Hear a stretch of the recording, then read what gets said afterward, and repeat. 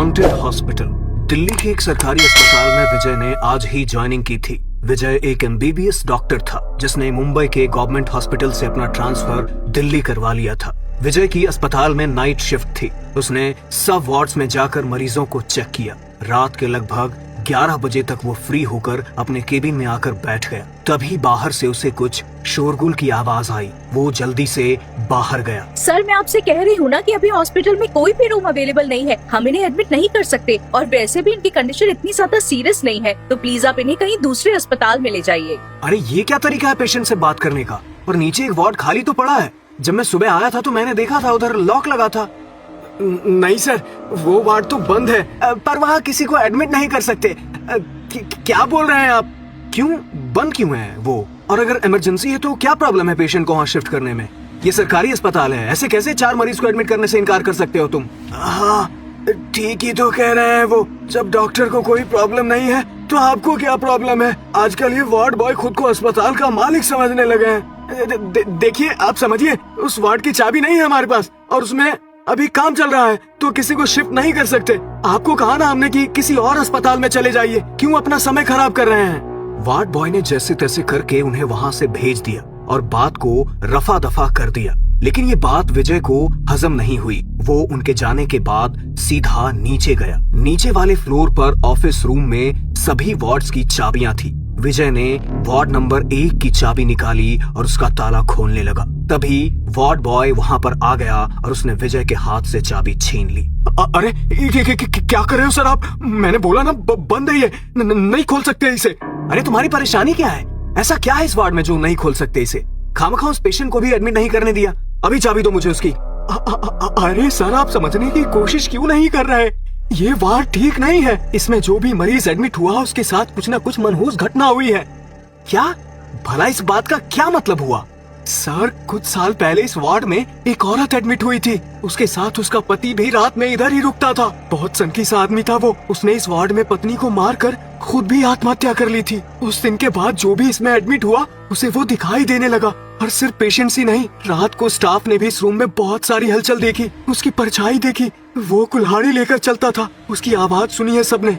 उसकी आत्मा ने ही कई पेशेंट्स को मारा है। वो अभी भी यहाँ पर भटकती है, इसलिए इस रूम को लॉक कर दिया है ताकि कोई इसके अंदर न जाए। क्या तुम पागल हो गए हो क्या?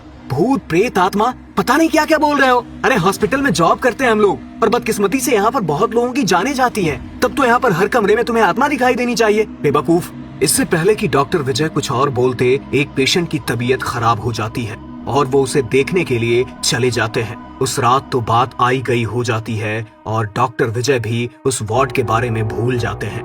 तभी एक रात डॉक्टर विजय नीचे वाले फ्लोर का चक्कर लगा रहे थे। तभी उन्होंने देखा कि वार्ड नंबर 1 के अंदर एक पेशेंट है जो अपने बेड पर लेटा हुआ है और एक छोटे बच्चे के रोने की भी आवाज उसी ओर से सुनाई दे रही थी। अरे, वार्ड बॉय ने तो कहा था इस वार्ड में कोई नहीं जाता। उस दिन तो मुझे इसका लॉक भी खोलने नहीं दे रहा था, और आज इसके अंदर पेशेंट एडमिट है। लगता है कहानी सुनाकर मुझे डराने की कोशिश कर रहा था। डॉक्टर विजय वार्ड के अंदर की तरफ ही देख रहे थे कि दरवाजे पर लगे शीशे से उन्हें अंदर एक आदमी बिस्तर पर लेटे हुए नजर आया, जिसने डॉक्टर विजय को अपने हाथ से अंदर आने का इशारा किया और इन्हें देखकर अजीब सी मुस्कान दी। डॉक्टर विजय हंसते हुए वार्ड का दरवाजा खोलने लगे। तभी वार्ड बॉय वहां आ गया। सर, यहाँ क्या कर रहे हो आप? मैंने मना किया था ना इसे खोलने के लिए। अरे लेकिन अंदर। इससे पहले कि डॉक्टर विजय कुछ और बोलते, अस्पताल की लाइट फ्लिकर करने लगी। वार्ड बॉय जल्दी से डॉक्टर विजय को लेकर वहां से चला गया।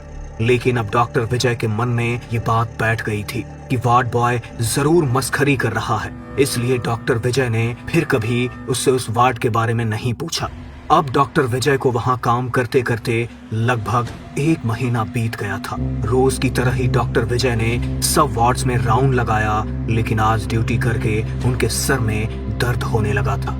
अरे यार, थोड़ी देर के लिए आराम चाहिए मुझे। कहाँ जाऊं? अरे हाँ, शायद नीचे वाले वार्ड नंबर 1 में कोई नहीं है, वहीं चला जाता हूँ। थोड़ी देर आराम कर लूंगा।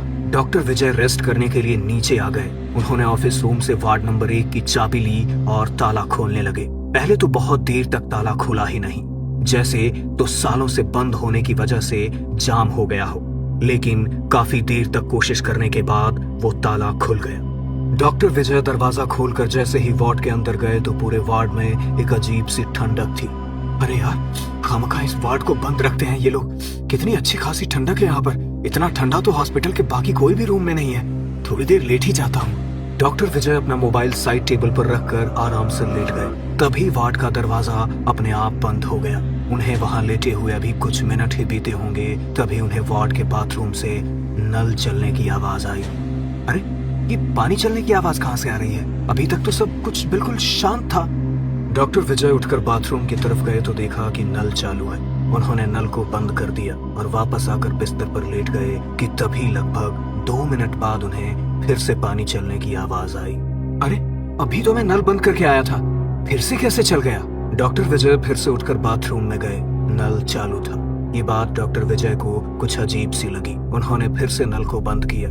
तभी उन्हें लगा कि वॉश बेसिन के ऊपर लगे शीशे में उन्हें अपने पीछे कोई खड़ा दिखा। उन्होंने जैसे ही दोबारा से शीशे में देखा तो किसी की परछाई अचानक उनके पीछे से गायब हो गई। डॉक्टर विजय तुरंत पीछे मुड़े। तभी उनके कानों में किसी की अजीब सी हंसी की आवाज पड़ी। जैसे ही वो बाहर आने को पलटे, बाथरूम के फर्श पर उन्हें खून बिखरा दिखाई दिया और पास ही में खून से सनी कुल्हाड़ी भी रखी हुई नजर आ रही थी। विजय घबराकर जल्दी से बाथरूम से बाहर आ गए।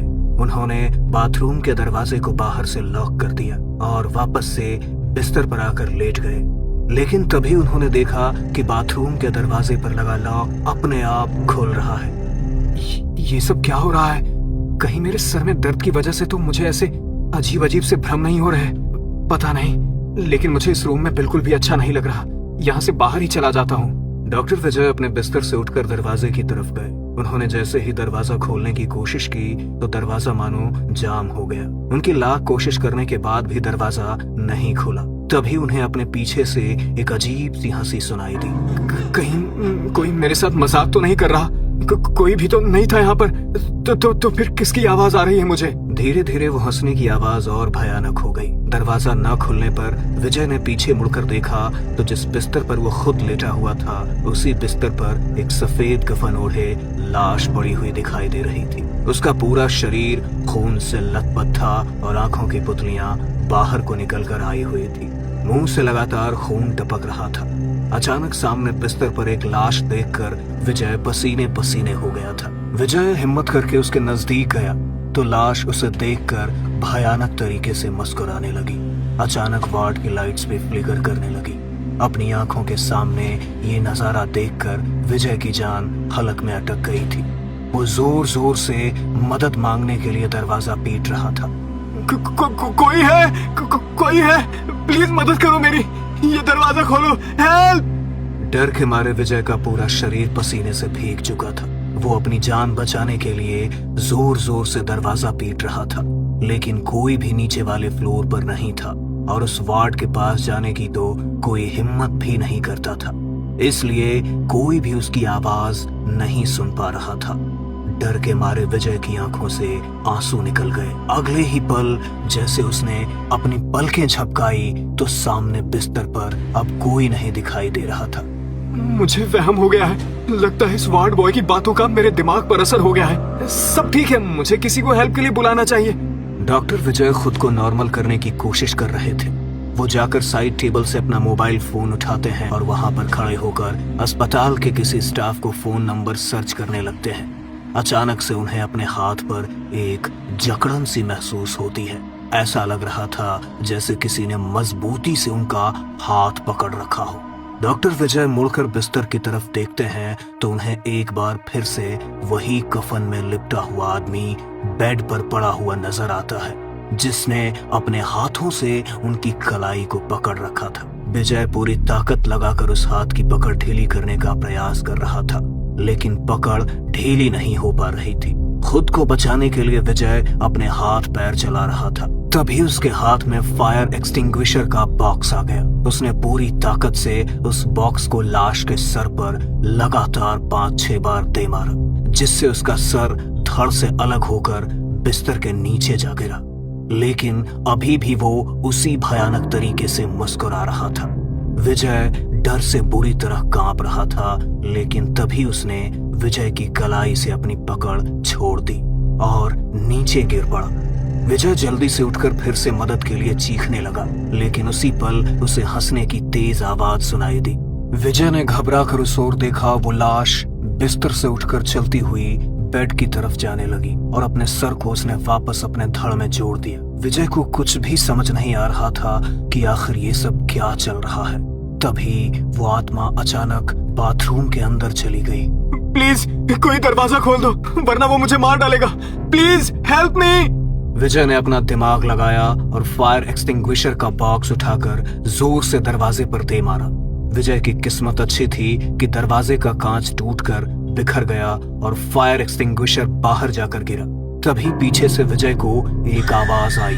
उसने पीछे मुड़कर देखा तो वो लाश अपने हाथ में एक कुल्हाड़ी लिए उसकी तरफ बढ़ रही थी। दरवाजा टूटने की आवाज सुनकर फर्स्ट फ्लोर पर काम कर रहे स्वीपर जल्दी से भागकर वहां आ गए। तभी उन्हें विजय के चिल्लाने की आवाज सुनाई दी। स्वीपर दरवाजा खोलने की कोशिश कर रहा था, वहीं दूसरी ओर वो लाश डॉक्टर विजय के सिवा किसी को नजर नहीं आ रही थी और वो कुल्हाड़ी लेकर उसे मारने के लिए उसकी ओर बढ़े जा रही थी। तभी एक दूसरा वार्ड बॉय अस्पताल के मंदिर से गंगा जल लेकर आया और उसे कमरे के अंदर छिड़क दिया। गंगा जल का स्पर्श पड़ते ही वो लाश अचानक दिखाई देना बंद हो गई और जाम हो चुका दरवाजा भी झटके से खुल गया। उन्होंने डॉक्टर विजय को वार्ड नंबर 1 से बाहर निकाला। उनकी हालत डर के मारे बहुत खराब हो चुकी थी, इसलिए उन्हें इमीडिएटली एडमिट कर लिया गया। लेकिन उस रात जो डॉक्टर विजय के साथ घटा वो उसे कभी भूल नहीं पाए। जिन बातों पर उन्हें कभी यकीन नहीं था वो उन्हीं के साथ घटित हुई और उन्हें यकीन हो गया कि इस दुनिया में भूत प्रेत सच में होते हैं। वार्ड नंबर 1 के गेट को ठीक करवा के उसे परमानेंटली लॉक करवा दिया गया। अब किसी को भी वहां पर जाने की परमिशन नहीं है और अगर कभी उस फ्लोर पर डॉक्टर विजय की ड्यूटी लगती है तो उस वार्ड की तरफ जाते ही उनकी रूह कांप जाती है और उनके कानों में उसी हंसी की आवाज गूंज उठती है।